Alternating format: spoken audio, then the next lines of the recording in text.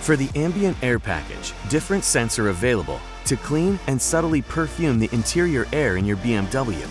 A total of 10 distinct scents are available in small cartridges. These fragrances can be ordered at your BMW service partner. You can remove a cartridge in order to change scents or replenish an empty cartridge. The fragrance system can be found in the glove compartment. Press the underside of the cartridge bracket. The cartridge holder slides downwards. The cartridge in the back corresponds to the first scent indicated on the control display. The cartridge in the front corresponds to the second scent. To remove one of the cartridges, pull the required scent cartridge out of the bracket.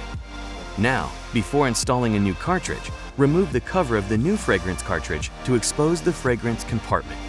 Attach the removed cover to the rear side of the scent cartridge.